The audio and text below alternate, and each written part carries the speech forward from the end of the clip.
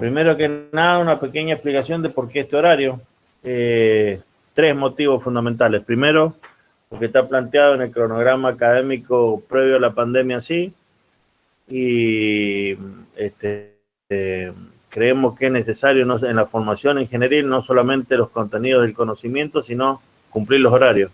Si ustedes llegan un minuto tarde a una licitación, están afuera.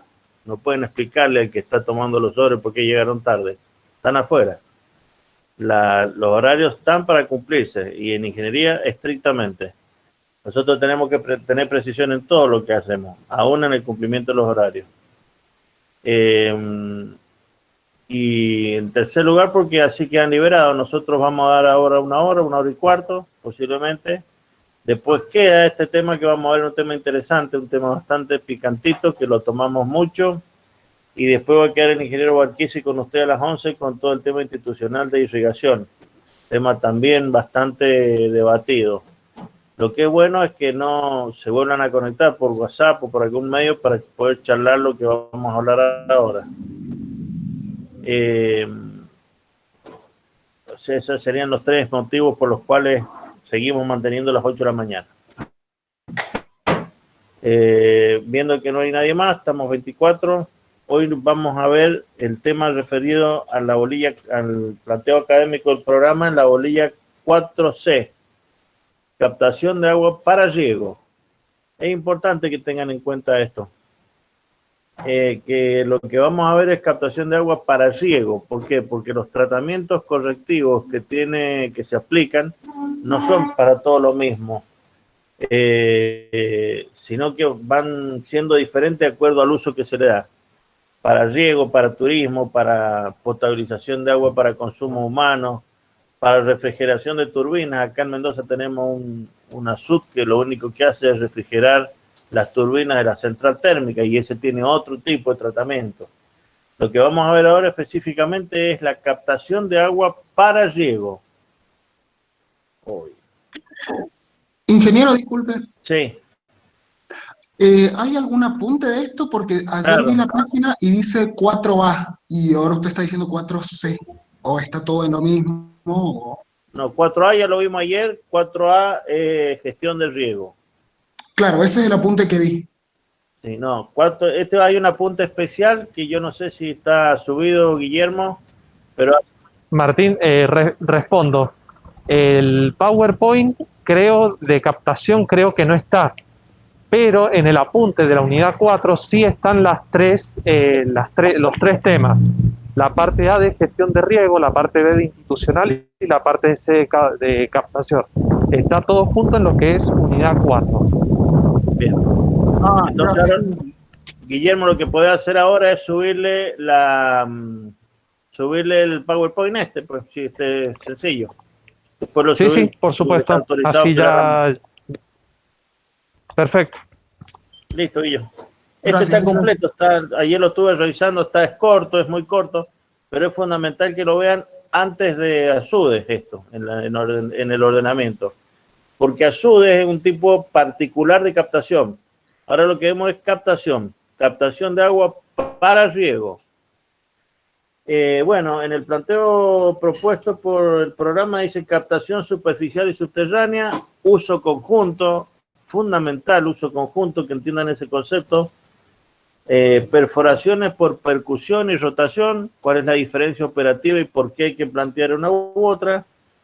¿Cómo se lee un perfilaje? Vamos a tratar de hablarlo. Yo lamentablemente acá no puedo mostrarles uno, pero vamos a tratar de hacerles llegar algunos. Pero quiero que sepan cómo se lee, para qué sirve como herramienta al ingeniero civil un perfilaje.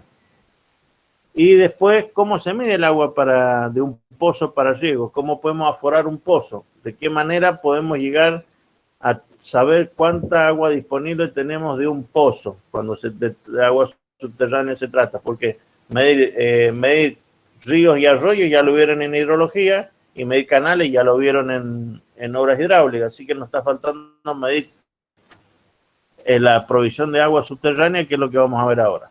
Bueno, ahora vamos a colgar el PowerPoint este.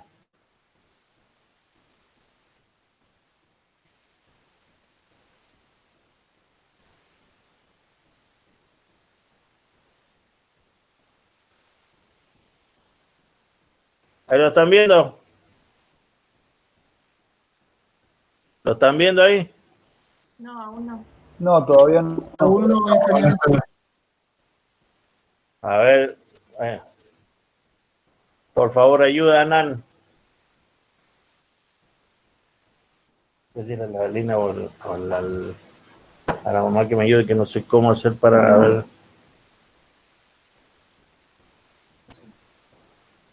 Para llevarlo a la playa.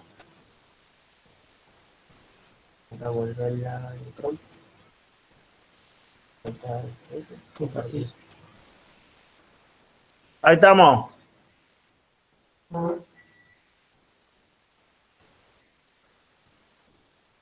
Ahí Ahora está. sí, Ahí se ingeniero. ve, Martín. Ahí está. Ahí estamos. Muy bien. Muy bien. La captación, como vimos ayer, dentro de las operaciones de acondicionamiento de agua para riego, es el momento en el que decide la ingeniería de dónde saca el agua para abastecer una demanda. Esto es importante que se vea desde este punto de vista. Nosotros lo que buscamos es satisfacer una demanda de una zona de riego. Y para eso podemos tener una oferta de distintas posibilidades: agua superficial, agua subterránea, agua de reuso, de una, como ocurre acá en Mendoza, agua de reuso de un uso primario que es el domiciliario. Entonces lo que tenemos que ver es el espectro de posibilidades de respuesta para una demanda de riego insatisfecha de una zona de riego. Esto, aunque no haya nada plantado, sino que se van estudiando los distintos lugares en donde se puede llegar a producir alimentos. Este es un programa que se aplicó en Argentina, pero para el mundo es igual. Las capacidades de producción de alimentos en los distintos lugares y las posibilidades de satisfacer esa demanda de producción de alimentos con agua captada de un lugar determinado. Por eso es que existe la necesidad de entender de que el agua para riego es un agua que tiene que tener condiciones sanitariamente aptas. No se puede ocupar agua para riego que ha sido ocupada previamente en actividades contaminantes que tienen resabios que no la habilitan para poder ser ocupada ni para el consumo ni para el riego. Entonces, a veces hay algunas peleas mediáticas que no se entienden, pero en profundidad tienen esto: es que elegimos o alimentar a la gente sí. Martín, perdón, te interrumpo. Hay un chico que está intentando entrar, Renzo Sabina. A ver, ahora es un lío. A ver. Escape. Me voy acá. Me voy acá. Traten de llegar temprano, chicos. Es parte de la formación esto, ¿eh? Volvemos.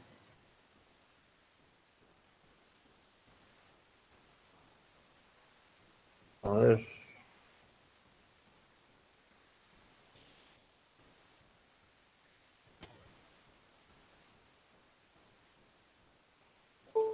Ahí estamos.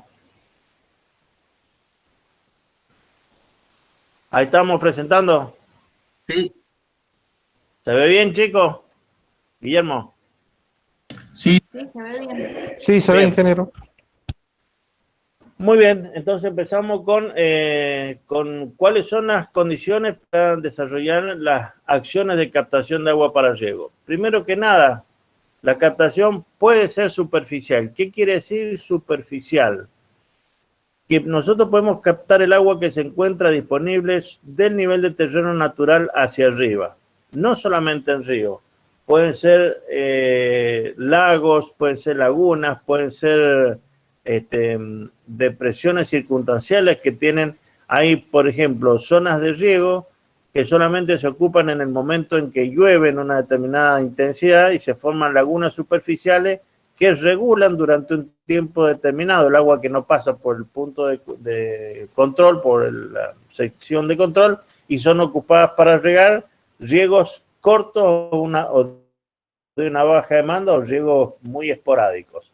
Pero fundamentalmente nos interesa que conozcan que superficialmente se divide en tres formas clásicas de tomar agua para riego de disponibilidad superficial. Primero, las tomas directas. Esto no es una cosa de la historia o que se hacía antes y después no se hizo más. Es cierto que las tomas directas en las márgenes de los ríos van condicionando de alguna manera los futuros canales de conducción hacia las zonas de riego. Y muchas veces los azudes, que son obras posteriores a las tomas directas, lo que hacen es unificar estas tomas con un canal matriz e ir abasteciendo estas tomas directas que después cada una se transforma en un canal. Toma directa es un punto en el río en el cual yo decido levantar el agua para ir directamente a la zona de riego lo más cercano posible. O sea, las tomas directas estarían reemplazando lo que serían los canales marginales.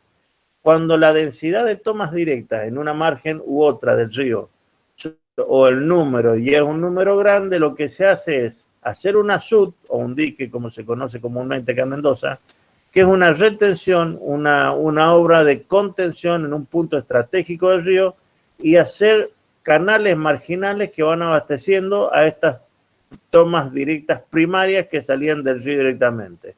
Entonces van uniendo con partidores las obras de conducción, estas obras que son de derivación hacia la zona de distribución.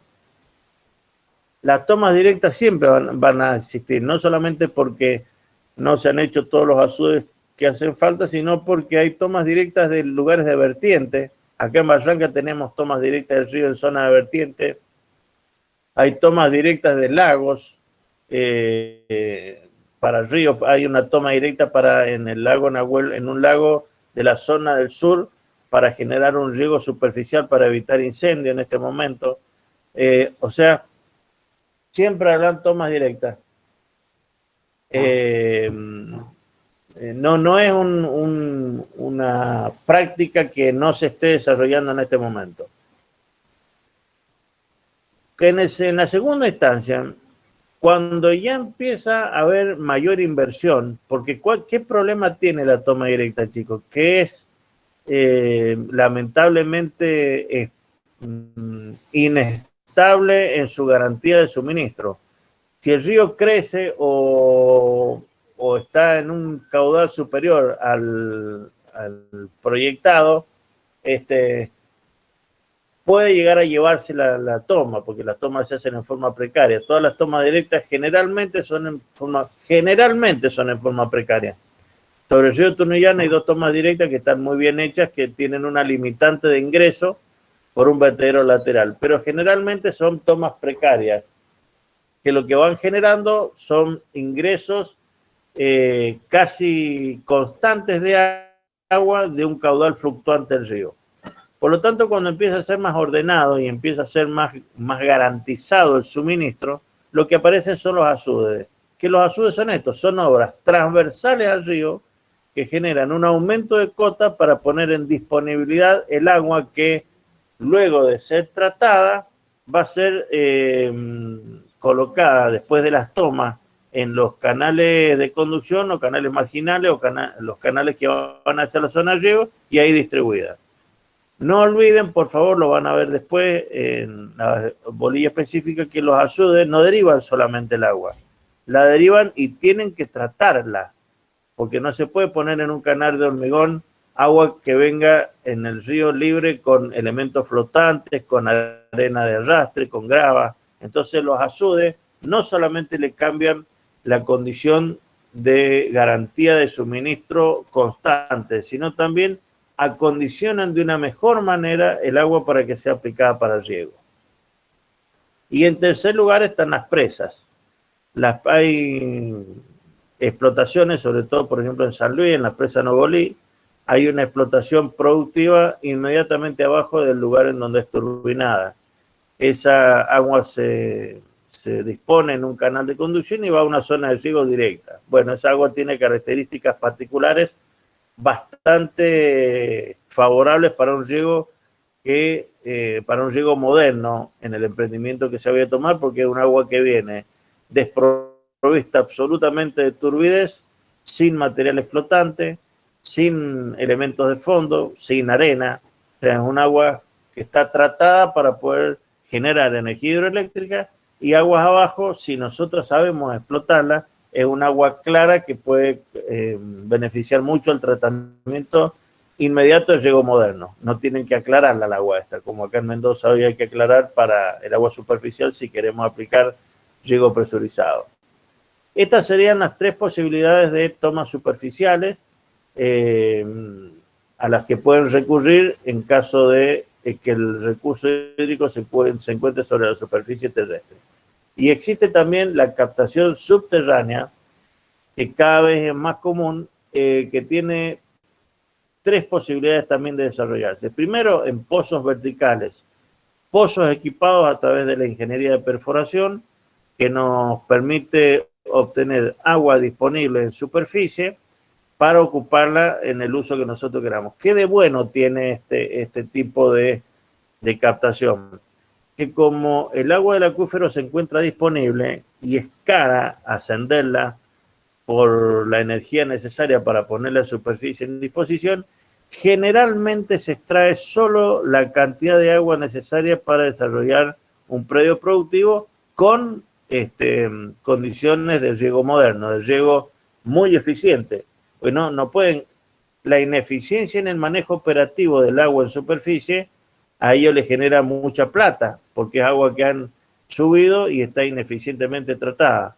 Por lo tanto, con el rigor del monetarismo, de gastar lo menos posible, ahí se vuelven eficientes.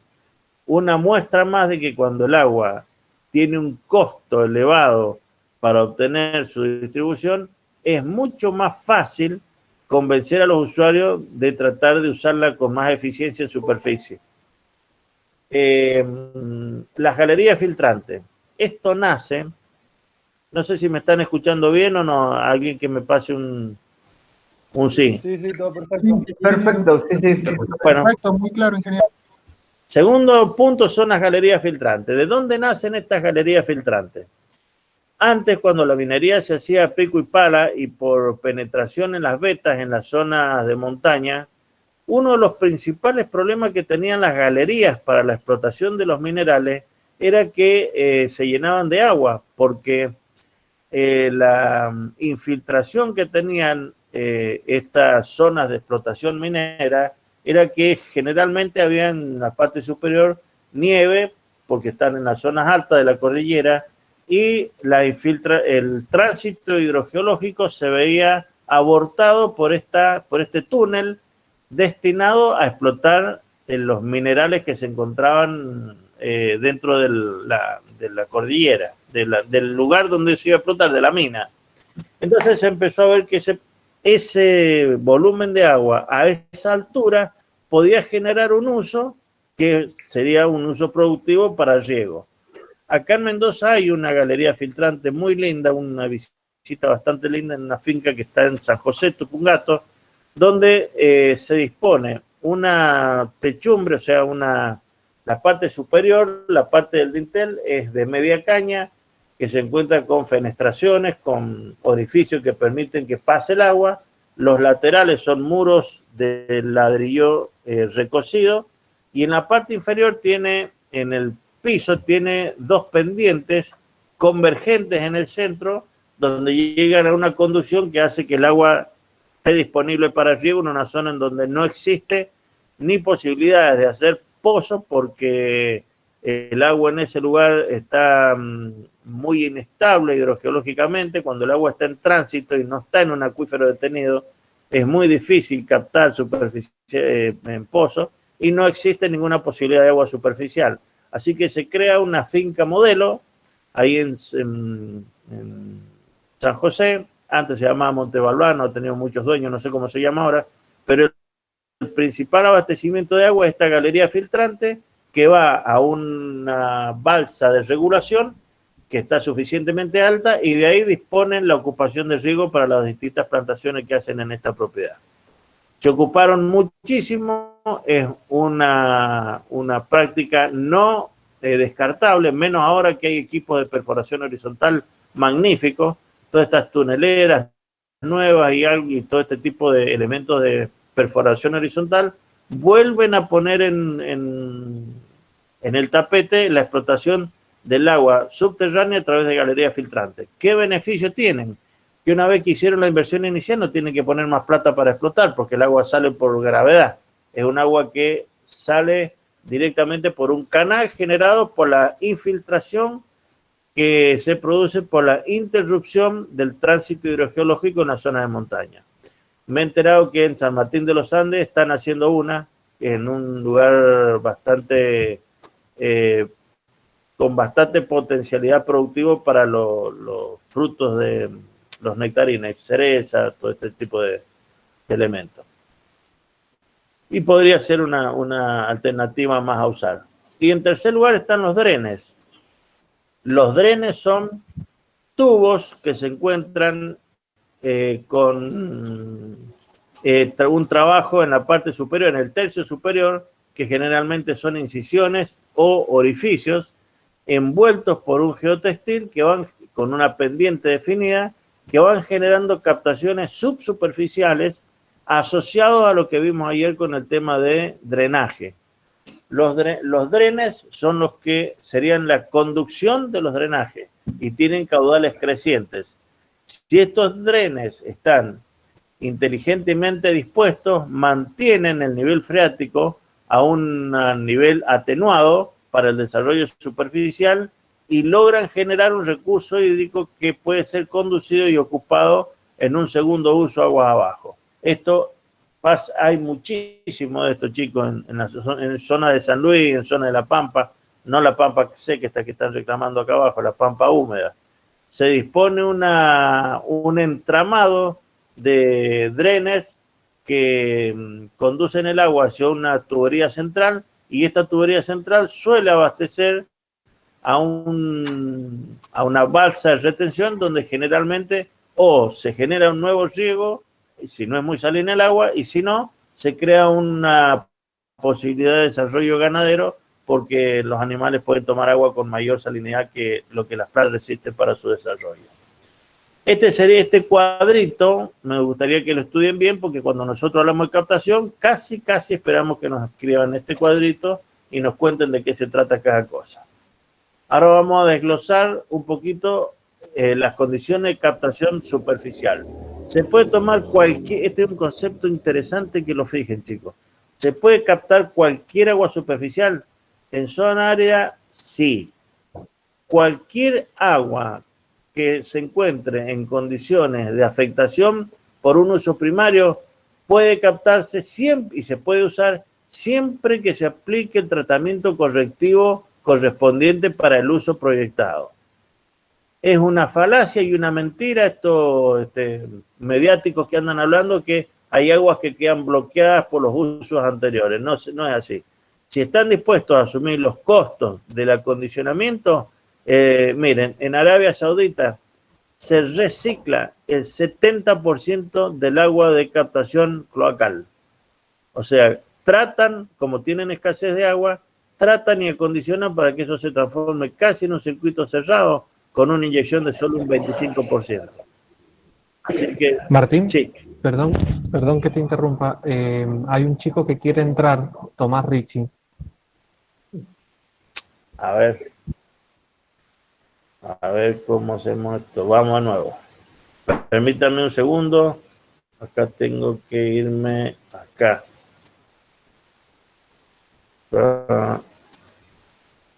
Adentro, Richie.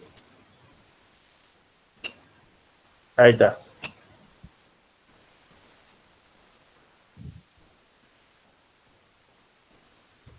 Ahí está. Seguimos.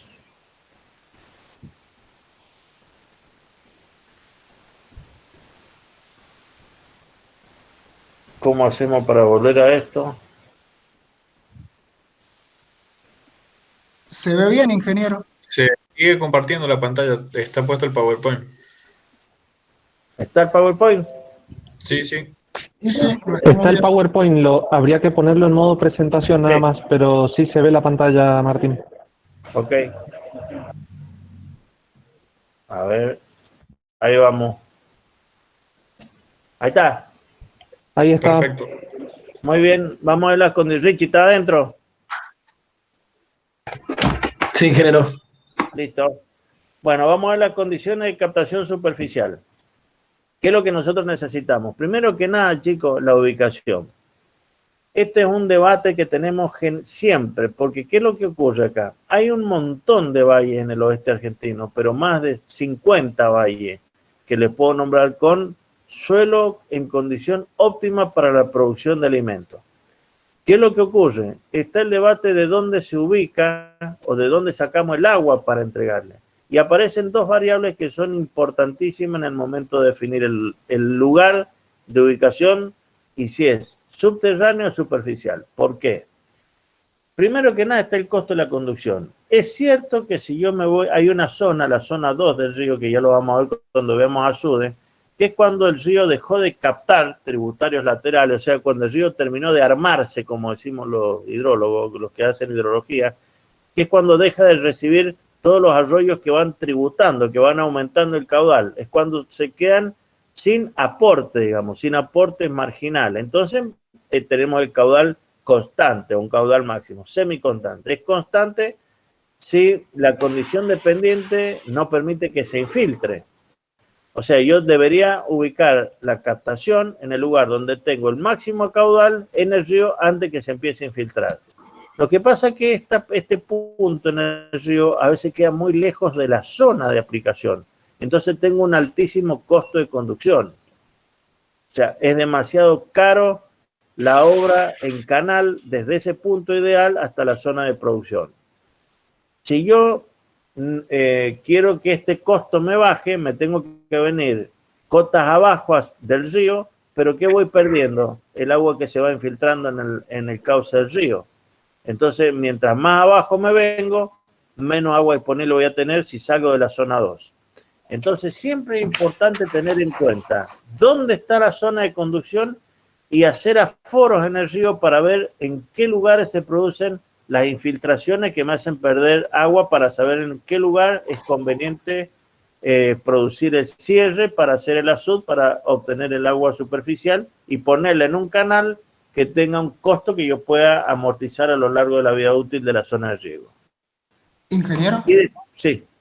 disculpe, cuando dice que la zona 2 está muy lejos, ¿se refiere a que está muy lejos aguas arriba o muy lejos aguas abajo de la zona de riego? Siempre las zonas de riego están aguas abajo. Siempre las zonas de riego están aguas abajo, porque el motor de los canales es la gravedad, así que vos tenés que captar arriba y el agua en la zona de riego está abajo.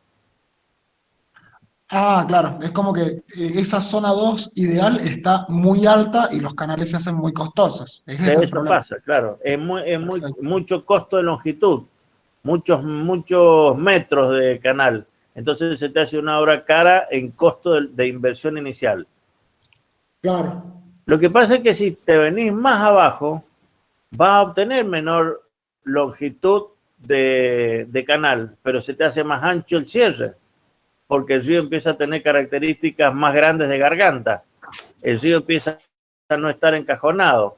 Entonces, cuando llegamos cercanos al cono de eyección del río, ya tenemos río ancho, en donde el costo de la obra de cierre para levantar la cota del río es mucho más cara. Entonces ahí juega cuánto sale la obra de cierre o la obra de captación y cuánto sale la obra de conducción.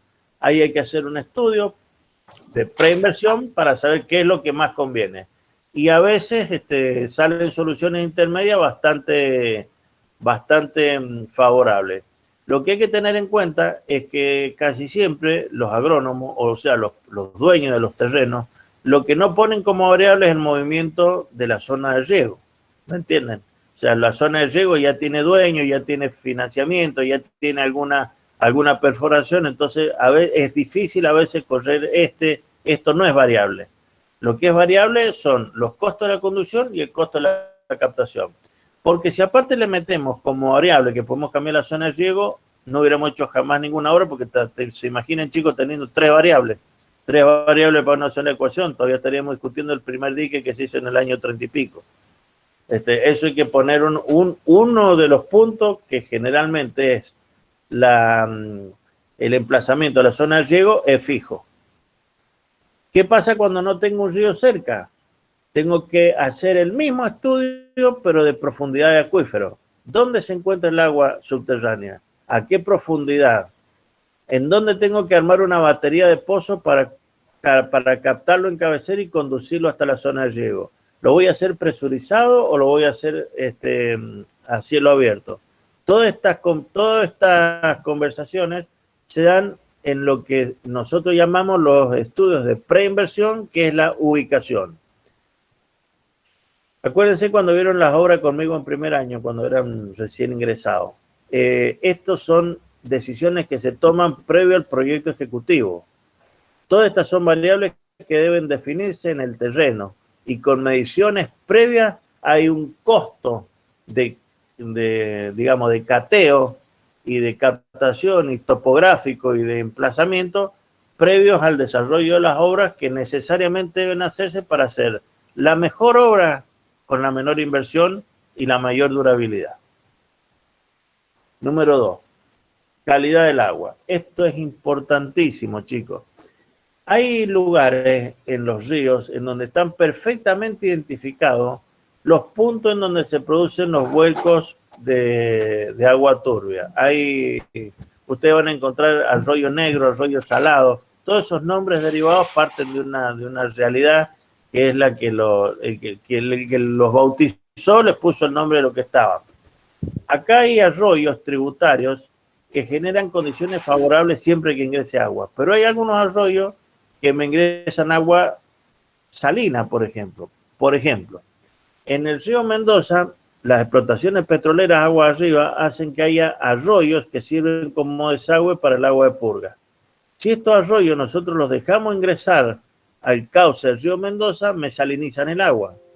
Por lo tanto, si yo voy a hacer una captación de agua, me tengo que ir arriba del ingreso de estos arroyos o no permitir que esos arroyos ingresen dentro del cauce. Eso les garantizo que no es fácil. Van a pelearse con todo el mundo. Lo que hay que hacer cuando de obras hidráulicas se trata es evitarlo. Si ustedes saben que una determinada actividad va a generar vuelcos contaminantes, váyanse arriba de esa cota, aunque sea un poco más caro el cierre, porque va a ser una pelea permanente y porque en realidad en la Argentina la parte más débil que tenemos son los controles. Así que es muy fácil que en algún momento estén cuidando 360 días del año y un día se produce un gran vuelco que contamina una zona de riego y eso es suficiente para que los productos se vengan abajo, tengan problemas de calidad. Siempre es importante hacer un rastreo de calidad tributaria e identificar los focos que pueden llegar a generar cambios en la calidad de escurrimiento. Una vez identificado, deben saber cómo tratarlo, como vimos cómo se trata un problema. O lo evitan o lo resuelven. Lo que no pueden hacer es convivir.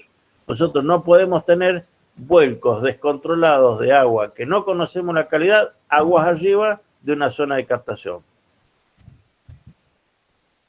Número 3, seguridad de suministro. Esto es fundamental también. Esto suele pasar. Ahí están sonando una quena. Hay un micrófono abierto. Ahí la seguridad de suministro es fundamental. ¿Qué significa esto? Nunca se puede hacer una inversión si no tienen una historia medida y un conocimiento certero de cómo es el hidrograma del río en el cual van a extraer agua, o en la laguna. Hay una laguna en Catamarca que sacan agua y sacan solamente el agua de recrecimiento de una cota determinada en la zona de Villa Unión, porque esa es el agua que pueden sacar de la laguna. Entonces tienen que conocer que la reposición hidrológica debe garantizarle una seguridad de suministro de un caudal mínimo a disponer. Los ríos tienen que tener una regularidad estacionaria que, como dijo ayer Guillermo, el ingeniero Regini, no siempre es anual, puede ser bianual o trianual, pero deben conocer el ciclo de reposición para tener un uso del agua de escurrimiento que les permita garantizar un suministro a través de un coeficiente de riego serio y no hacer obras de infraestructura que quedan grandes porque hubo otro uso del agua o porque el río empezó a tener menos agua porque hay un uso primario que la está ocupando o porque algún vivo agarró una máquina, una topadora y le sacó agua arriba del dique, como pasó hace no mucho. Tienen que tener garantías del suministro en volumen, o sea, en cantidad y en calidad, porque no pueden generar una zona de riego que no tenga garantía de suministro en estas dos condiciones que le dije anteriormente. Seguridad de suministro sería previsibilidad de inversión en obras hídricas. Número 4, facilidad de extracción. Bueno, claro, esto parece tonto, pero muchas veces ocurre que se hacen todos los estudios vía fotografía satelital. Después cuando llegamos, tiene que ser mandrake para sacar el agua de donde lo ha identificado por el satélite, porque no existe posibilidad efectiva de llegar al lugar a través de un camino y de hacer las obras de cierre correspondiente al lugar que se ha diseñado.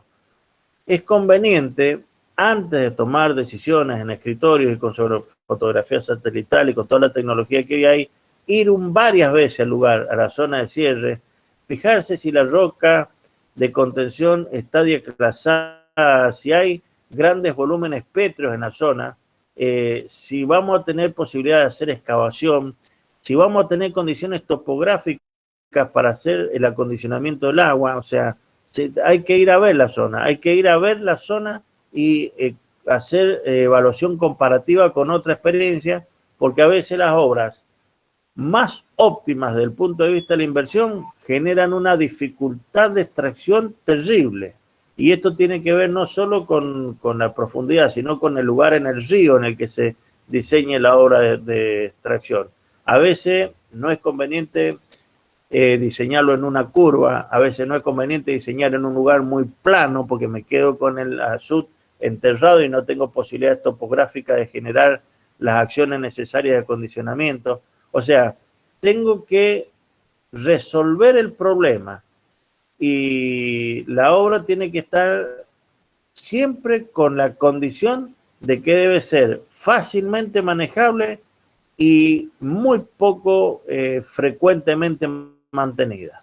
Estos son dos objetivos fundamentales para las obras de captación. Fácilmente manejable y muy poco frecuentemente mantenida.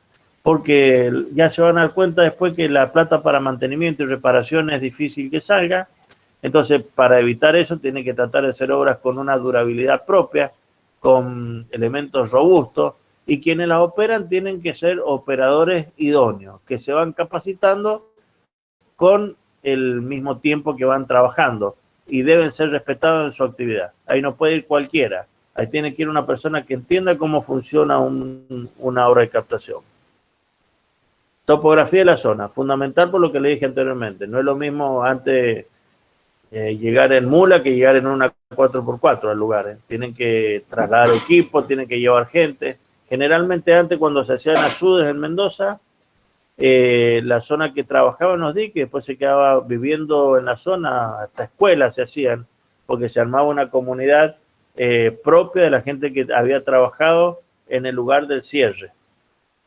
Las cartas no sé qué con las planchetas del Instituto Geográfico Militar son muy buenas y han servido mucho, pero hay algunas cosas que han cambiado. Ni se vayan directamente a la tecnología de la fotografía satelital sin transitar o ir a la zona por lo menos varias veces antes de definir qué obra es la que van a hacer.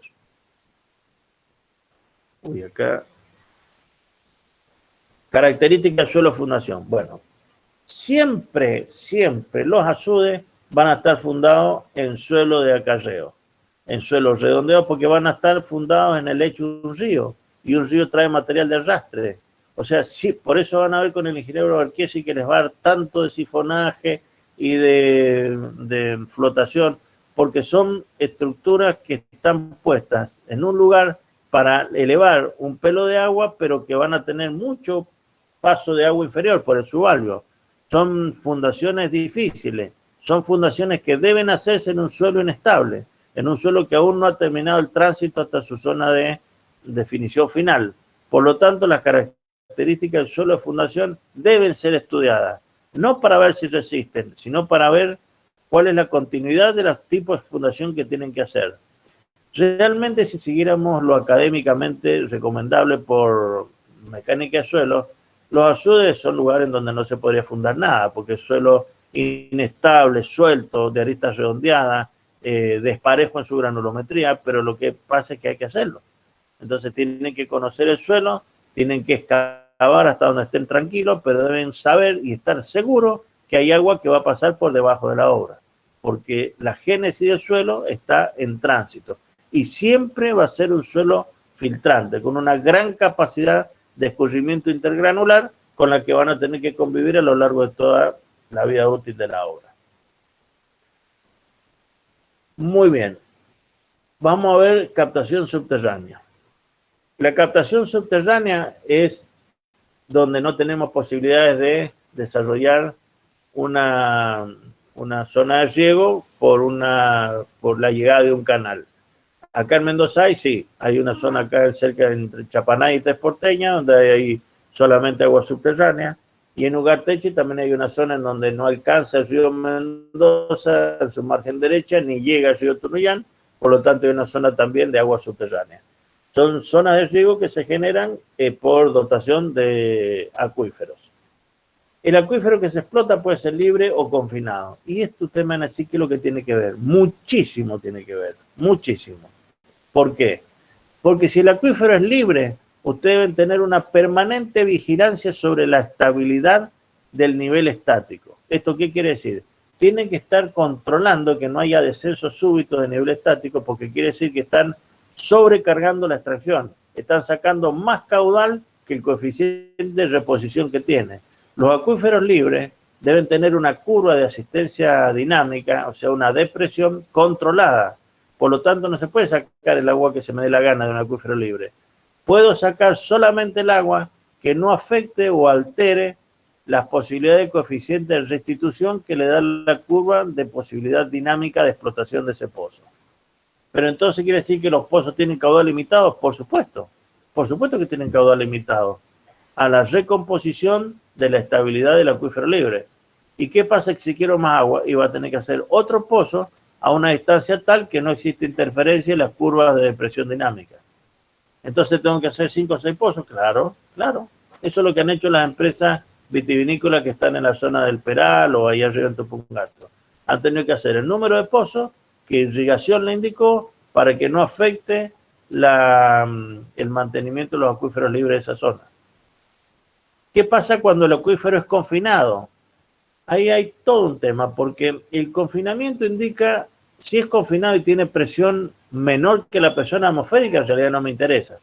Pero cuando están confinados significa que tiene una presión mayor. Lo primero que tengo que verificar es cuál es lo que se llama altura de restitución piezométrica. Ustedes realizan el pozo y van a ver que como la presión intersticial es mayor, por Pascal va a subir por una columna de agua hasta una altura determinada. Esa altura es la altura de presión de confinamiento del acuífero. Y esa presión es la que ustedes deben mantener, igual que la presión de la superficie libre o el nivel estático del acuífero libre. ¿Por qué? Porque mientras se mantenga esa presión, se van a mantener las condiciones de recarga del acuífero. Cuando disminuye esta presión, por exceso de extracción de caudal, puede existir la posibilidad de que la recarga se produzca en otro sentido. Entonces, la presión de base que perdieron es muy posible que no la recuperen más. Por lo tanto, y como resumen, en los acuíferos libres, mantener el nivel estático y cuidarlo. Y en los acuíferos confinados, mantener lo que sería la columna de recuperación piezométrica y monitorear cuál es el caudal que pueden explotar para que esa columna se mantenga lo menos alterada posible una vez que termina la explotación. Generalmente los acuíferos confinados son mucho más generosos porque tienen una presión remanente y una recarga con una columna suficiente que tienen coeficiente de restitución más largo, digamos, porque tienen una garantía de recarga que les da la presión excedente, la presión atmosférica, que permite que trabajen con algún grado de libertad más que los acuíferos libres. El acuífero libre no tiene techo. La presión del nivel estático es la presión atmosférica. En cambio, el confinado tiene esta sobrepresión a la cual nosotros le llamamos altura de restitución piezométrica. Así se deben usar los acuíferos para no tener sorpresas en lo que hace al tema hidráulico. Ya van a ver cuando vean el apunte que tampoco puede arrastrar arena y hay otro montón de condicionantes. El apunte en esta parte está bastante descriptivo. ¿Qué tipo de obras puedo realizar para obtener agua de captación subterránea? Verticales, que sería un pozo, un sondeo que es un pozo, lo mismo que hace un taladro eléctrico en una tabla, hace un equipo de perforación en el suelo. Hace un pozo vertical con extracción del material sobrante y va permitiendo un avance hasta el punto en que yo he definido la zona de extracción y se produce el entubamiento y la extracción necesaria. Funciona igual que la bombilla de un mate esto, hay una presión superior, que sería cuando usted chupa en el mate, que el agua sale, nada más que la presión en el mate es variable, en este caso sería constante, y la zona de filtro sería la zona que tiene los agujeritos de la bombilla. Así funcionaría un modelo a escala experimental, un pozo en un acuífero libre. Los horizontales, ¿cuáles serían?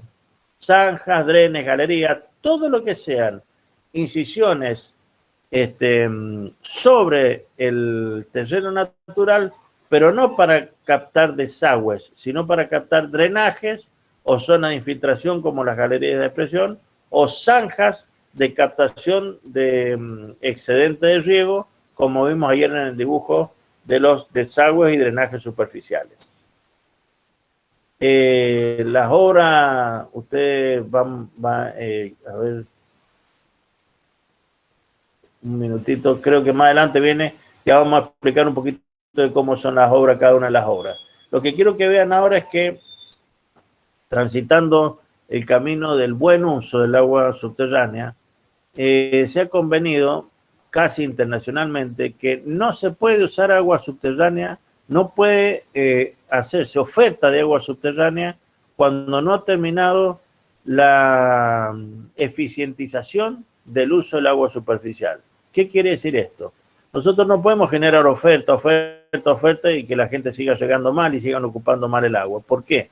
Porque los acuíferos son la última reserva que tiene la humanidad para el sustento de su abastecimiento poblacional.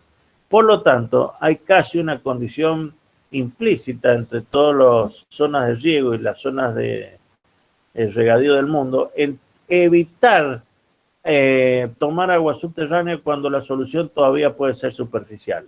Por lo tanto, se ha convenido, Irrigación firmó una resolución hace muchos años ya, en donde se habla de una explotación sustentable. Solamente se puede explotar un acuífero cuando la explotación es sustentable. ¿Qué quiere decir sustentable? Que no se alteran las condiciones de base antes de que empiece a ser explotado.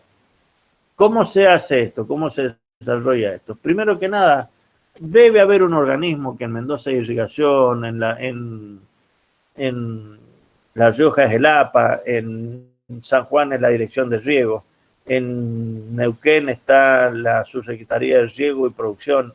Debe haber un lugar en donde usted va y pide un permiso de perforación. ¿Por qué? Porque se supone que esta gente tiene el catastro y conocen dónde está cada pozo. Cada pozo abarca un espacio que le corresponde a él como concesión de riego para la posibilidad de explotación del acuífero. Entonces no se pueden otorgar pozos a diestra y siniestra, sino que se tiene que diseñar los permisos de perforación ajustados a la no afectación de la sustentabilidad del acuífero. ¿Qué es lo que debe ser tenido en cuenta esto? Primero que nada, deben haber estudios geológicos que respalden esta decisión. Número 1. Debe haber una definición volumétrica de los acuíferos. ¿Qué significa esto? Así como nos ocupamos de medir cuánta agua, y se ha transformado casi en una cosa mediática esto, cuánta agua tiene Carrizal, cuánta agua tiene Potrerillo, cuánta agua tienen los Nihuiles, cuál es la cota de altura, estamos locos con eso. Nadie se ocupa de saber cuál es el potencial de recarga de los acuíferos, cuando en realidad el volumen de regulación de los acuíferos es 50 veces mayor que el agua que tenemos regulada superficialmente. O sea, la regulación de los ríos Mendoza tiene muchísimo más importancia la regulación de los acuíferos que la regulación de los embalses. Nada más que los acuíferos no los vemos. Pero alguien debe generar estudios hidrogeológicos, que esto lo hacen los hidrogeólogos, esto lo vemos con más detalle al que le interese en Hidrología 2, para definir cuál es el volumen de los acuíferos, que en este caso no es un lago, sino que es un globo de agua. Un globo de agua que puede estar enterrado porque no tiene una superficie libre horizontal. La superficie libre tiene la inclinación que es del gradiente hidráulico de recarga. Y si no, es una definición volumétrica del acuífero que se encuentra confinado entre dos superficies que no le permiten moverse. Segundo, régimen de recarga. ¿Cada cuánto se recarga? ¿Cómo es el régimen de recarga? ¿Todo el agua que se infiltra se recarga o hay rechazo de recarga? ¿Cómo es el régimen? ¿Cómo y por qué mecanismo se recarga? ¿Cómo influye la sequía meteorológica en la recarga o no de este acuífero? Para eso debe incluirse el movimiento de agua subterránea en el balance hídrico. Es importante lo anterior, chicos, el régimen de recarga. A veces las cuencas de recarga de los acuíferos no coinciden con las cuencas superficiales. Hay cuencas superficiales que recargan acuíferos de otras cuencas, porque el camino hidrogeológico no es correctamente el que se encuentra subsuperficialmente a la cuenca.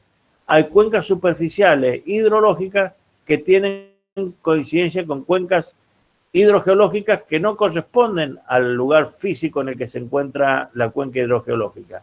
Por ejemplo, el río Mendoza recarga en la zona de Álvarez Condarco el acuífero Carrizal, cuando en realidad el río de Mendoza va para el otro lado, va para el norte. Hay zonas de recargas de río que recargan acuíferos donde no existe a veces coincidencia con la cuenca de desarrollo del río que estamos evaluando. Por eso es necesario un balance hídrico global. Saber dónde va el agua. Esto no es una cosa difícil ni nada. Lo único que necesitamos saber para poder manejar es dónde está el agua. ¿Dónde está el agua que precipitó? ¿Escurrió? ¿Se infiltró? Si se infiltró, ¿a qué acuífero fue? ¿Está siendo explotada? ¿Con qué intensidad? Estas son las cosas que tenemos que conocer. Y por último, los caudales permisionarios de explotación por acuífero nunca jamás deben superar el volumen de recarga. Y si no lo conozco y tengo que ajustarme a medir niveles estáticos o niveles de salinización. Es así. Estos son los estudios hidrogeológicos y los usos que debo generar para mantener explotaciones de pozos sustentables. La explotación sustentable, primero que nada, debe tener un permiso de la demanda. Yo debo decir qué es lo que quiero regar y cuántas hectáreas. Superficie anual a cultivar. Y voy a hacer en forma anual o en forma perenne. ¿Qué tipo de cultivo? Para saber cuál es el KS que teníamos en la fórmula ayer. ¿Cuál es el K del cultivo? No solo el cultivo, sino el momento en el que está desarrollándose el cultivo. Tipo de suelo. En el sondeo se le exige en irrigación que traiga un perfilaje del tipo de suelo que va atravesando en el sondeo con denominación geotécnica y con denominación de textura. Y la zona climática. La zona climática está para conocer cuál va a ser la interacción con el ambiente para saber cuál va a ser la frecuencia del riego. Mientras más frío sea el ambiente y más húmedo, voy a tener menos demanda del acuífero para abastecer a la misma zona de riego. Por eso se están potenciando tanto los cultivos de altura, porque primero no tienen mucha agua disponible y segundo que con menos agua tienen más rendimiento porque tienen menos demanda. Aunque los suelos sean esqueléticos, no tengan mucha nutrición, tienen baja demanda para el abastecimiento, porque aparte hay un tema de presiones, hay también, al ser la presión más alta, hay más facilidad de evapotranspiración y más humedad ambiental. Muy bien. ¿Cómo controlamos las explotaciones sustentables? Y si nosotros le adjudicamos un volumen determinado para una superficie a cultivar, tenemos que colocar caudalímetro. ¿Qué caudalímetro colocamos? Un caudalímetro integrador. A mí no me interesa qué caudal está pasando en un momento determinado. Me interesa el caudalímetro que me deje registrado cuál fue el volumen que ha ocupado el pozo.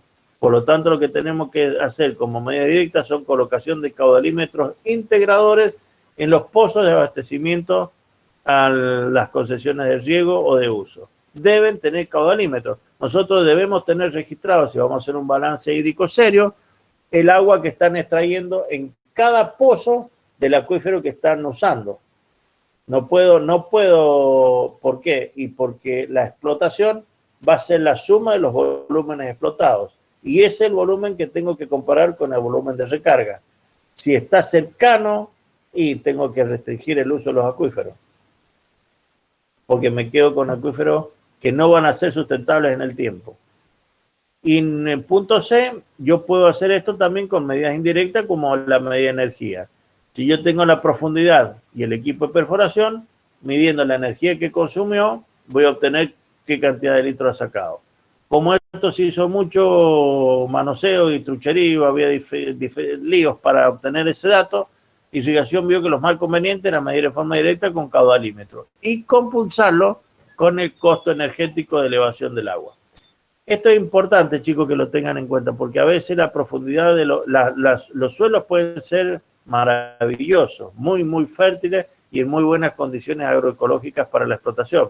Pero la profundidad del acuífero es tan honda que el costo energético de la extracción no hace posible que sea rentable ningún cultivo. Entonces, esto empieza también a ser una condición de explotación. Cuando el acuífero está muy bajo, aunque la zona de riego sea privilegiada, los costos de explotación me llevan a un elevado costo de producción que demanda una rentabilidad baja si no tengo un producto que pueda meter en un mercado caro. Bueno, ¿cómo lo hago desde irrigación? ¿Cuáles serían los mecanismos a utilizar? Y cada pozo, en vez de que la empresa que le instale el pozo le regale un llaverito o un almanaque, que le ponga un adicional, que no es nada más que un orificio en la parte central donde da la curva el pozo para salir, donde hace la curva para abastecer, para meter el nivel piezométrico. El nivel piezométrico se mide con un cable y un foco, ya se lo va a explicar, me imagino, después Barquisi, si no está explicado en el apunte, y si no, Guillermo Arregini ya lo ha hecho. Y el control de calidad de agua es que pasa por dos placas, el agua cuando es absorbida pasa por dos placas que están controlando permanentemente la conductividad. Cuando el nivel piezométrico se ve alterado o la cantidad de sal de explotación supera la calibración para la cual está el relé de medición salina, el pozo se para. Esto no es ciencia ficción, esto funciona. Y no en Estados Unidos ni en Austria, esto funciona acá en América Latina. Para hacer un verdadero control proteccionista de los acuíferos explotados hay que poner controles automáticos e inviolables de niveles piezométricos y de salinidad del agua. ¿Son equipos caros? Claro que sí, pero si quiere explotar agua de alto valor de renta y se evitó todo el pago de las obras de captación y conducción, de nada, un costo de este tipo de equipamiento al lado de una inversión de esos niveles son prácticamente nada. Muy bien. Este concepto yo necesito que lo tengan clarito. Cuando hablamos de uso conjunto, esto está muy de moda ahora. Estamos hablando de uso complementario. ¿Qué significa? Que debe haber un uso de base antes de desarrollar el uso de agua subterránea. Se están desalentando, o sea, no hay mucha plata disponible para las zonas de baterías de pozo solamente. ¿Por qué? Porque se ha visto que cuando se explota una zona de riego solamente con pozo, podés estar debilitando la posibilidad de complementariedad en otro lugar que tenga agua superficial. Ustedes me van a decir, pero ¿por qué si elige uno sí y otro no? Y porque vas a tener la misma zona de riego con posibilidades de generar alimentos con menos consumo energético. Pero ahora salieron los pozos con energía solar. Muy es cierto eso. Esto es muy nuevo y es muy bueno. Denle pelota a eso porque eso se viene muy fuerte y es una posibilidad de poner en funcionamiento zonas de riego de pequeñas dimensiones sin consumo energético y con un agua que efectivamente no está siendo ocupada para recargar directamente un acuífero que ya se encuentra con una excitación primaria. ¿Me entienden? Digamos, es un nuevo mundo. Esto de las bombas solares o la posibilidad de extraer agua a la escala que sea con energía alternativa es un desafío muy lindo que se tiene que meter. Eso hay que meterse, porque el riego, el uso de agua subterránea en una zona de riego debe ser complementario. Y para eso deben estudiarse los hidrogramas de demanda. ¿Por qué le digo esto, chicos? Porque está pasando hoy. En Mendoza se ha plantado ajo y se ha plantado cebolla y se ha plantado zanahoria, que son cultivos de invierno. Y está bien que eso pase, porque en invierno no se riega ni la vid, ni la manzana, ni la pera, ni el durazno, es cierto, porque no tienen hoja. Entonces se buscó ocupar esta agua que está con posibilidades de uso, por la regulación que generan las presas, pero hay un punto de solape ahí, en el cual empieza a demandar agua el sector productivo de base, y estos sectores productivos de pico todavía no terminan de regar, y aparecen unas discusiones, pobrecitos, inmanejables para los subdelegados, porque no terminan de regar el ajo y ya tienen que empezar a regar las viñas. Entonces ahí hay problemas de superposición grandes. Por lo tanto, durante mucho tiempo se le exigió a los productores de cultivos esporádicos que tengan firmado un contrato con un convenio con un pozo para cuando esto ocurra. ¿Por qué? Porque para el uso superficial tienen prioridad los que mantienen el sistema, que son los regantes de productos perennes, los viñateros, los fruteros, todo eso. Bueno, eso a veces se cumple y a veces no. Pero lo que tiene que quedar claro en la operación de ustedes que van a ser gerentes de zona de riego es que solamente deben habilitar el que se prendan los pozos cuando se agotó la posibilidad del agua del río y tienen productos desarrollados, productos plantados. No se puede hacer crecer una zona de riego en base al uso intensivo de explotación de los pozos. Concepto incorporar. No se puede hacer crecer un perímetro de una zona de riego a expensa de un detrimento, de una disminución del nivel estático de un acuífero. ¿Por qué? Porque ya pasó. Y porque después que se hacen todas las inversiones, realmente lo único que tengo es menos volumen de regulación en el acuífero, y en los años secos no tengo agua en los ríos y es más caro el acuífero. O sea, estoy generando soluciones que en el tiempo no se mantienen. Solamente se mantienen si el uso de los acuíferos es sustentable. Es como una caja de ahorro en donde siempre tiene que tener la misma plata. Usted puede gastar solamente lo que le sobra. Muy bien.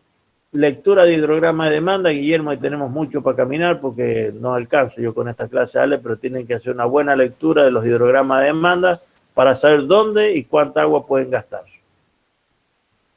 Perforaciones. Tenemos de dos tipos, percusión o rotación. Lean en el apunte, me he pasado 10 minutos ya, lean en el apunte porque está bastante lindo.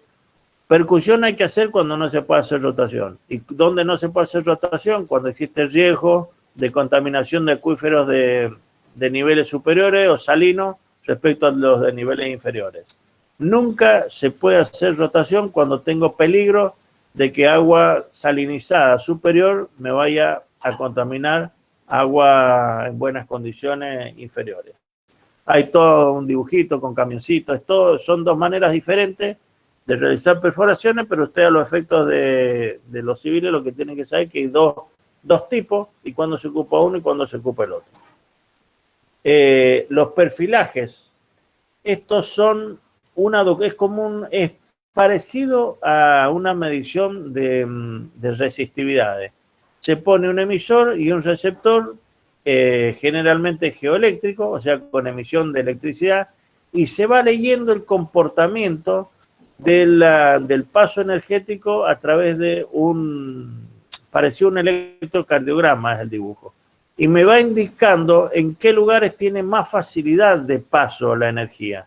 En ese lugar es donde se encuentra alojada el agua disponible. Leyendo un perfilaje, ustedes pueden hacer junto con el ingeniero perforista, con la demanda que le ha pedido el ingeniero agrónomo, los lugares en donde van a poner los filtros dispuesto la disponibilidad para obtener con la menor inversión posible de perforación el mayor caudal disponible para explotación. O sea, de un pozo hay un criterio equivocado, viejo, que era, ya que hacemos un pozo, saquemos lo más que podamos. Y después arriba no saben qué hacer con el agua o aparecen locuras como estos derechos de desagüe de pozo, unas tonteras que uno no entiende cómo pueden haber pasado en la historia. El pozo hay que hacerlo exclusivamente para el caudal de diseño. Y para eso debe estar perfectamente diseñado la zona de colocación de los filtros, que son los que me van a abastecer la captación del acuífero en la medida en que tenga la menor inversión, el menor costo energético para el caudal de diseño superficial. Necesito que en algún momento le mostremos algunos perfilajes a los muchachos y el Gringo Ponte nos puede dar ahí en la facultad para que vean, para que tengan idea de qué se trata. ¿Cómo se mide? ¿Qué hacemos? ¿Cómo sabemos cuánta agua estamos sacando de un pozo? Bien. De un pozo no me interesa para nada la fluctuación que tenga, porque los pozos tienen fluctuación de caudal. ¿Por qué? Porque no es un matemático, no es una canilla, no es un globo de donde sacan el agua, es un acuífero que tiene mayor o menor excitación de acuerdo a la geotecnia. Y como la geotecnia no es un espacio semi-infinito perfecto con bolitas, sino es suelo, tenemos aumentos o disminuciones de caudal de acuerdo a la facilidad extractiva o no que tenga a igual potencia el pozo que está siendo excitado para extraerlo. Por lo tanto, las mediciones puntuales de un pozo no sirven para nada. Lo que sí me sirve es medir el potencial de surgencia, que ese es más o menos parejo. ¿Cómo se mide? En un pozo vertical con una bola de telgoporo que flote, la ponen y miden desde la altura del caño hasta la altura que se eleva la bolita y van a tener con una tabla junta, que creo que está en el apunte, y el diámetro del pozo, cuál es el potencial de surgencia, que sería lo que nosotros llamamos altura piezométrica de recuperación. Si nosotros pusiéramos un tubo que mantuviera esto sin volcarse, la presión sería la presión hasta la que llega la columna de agua por efecto de recuperación de presión intersticial de confinamiento. Esto es lo que se llama potencial de surgencia o recuperación de piezométrica de altura del acuífero. Horizontalmente lo mismo, se mide horizontalmente de la misma manera, la bolita en vez de ir en vertical o en horizontal.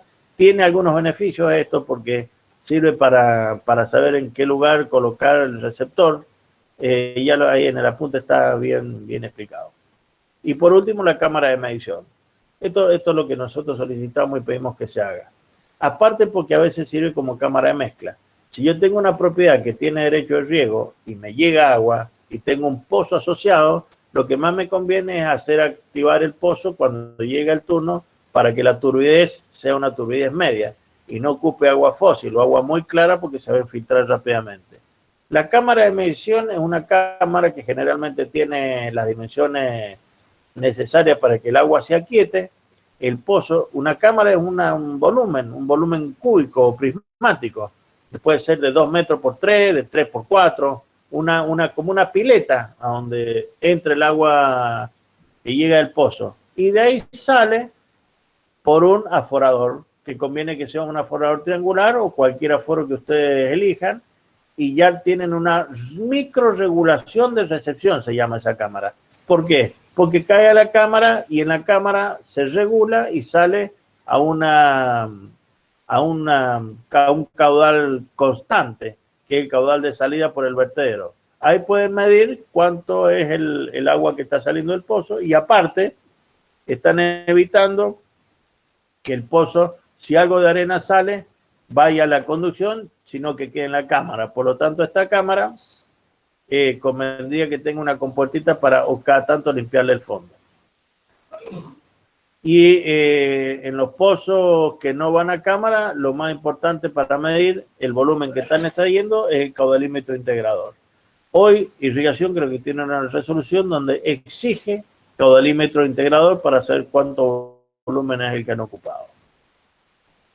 Bueno, muchas gracias. Me he excedido 15 minutos del horario pactado. A las 11 va a estar con ustedes el ingeniero Barchiesi. Cualquier duda que tengan de esto, este PowerPoint va a quedar. Así que si tienen alguna duda ahora, la contestamos. Disculpen la velocidad a la que tengo que ir, pero esto es lo que me impone la falta de tiempo. Esta es una clase que está disponible, los apuntes están bastante completos.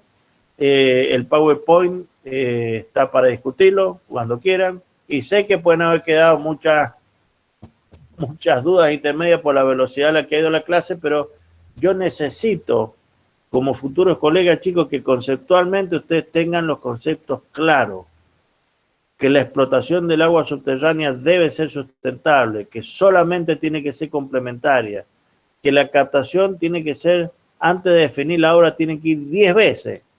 De paso se comen 10 asados en el lugar, que son todos los lugares lindos, pero ir 10 veces hasta saber en dónde lo hacen y por qué lo hacen. No se dejen manejar decisiones con información de otro lado e incompleta, porque últimamente los ingenieros no estamos volviendo ejecutores nomás, no. Ustedes tienen que estar en la mesa de opinión, porque ustedes son los que saben dónde se tiene que hacer y qué se tiene que hacer y para quién es la obra.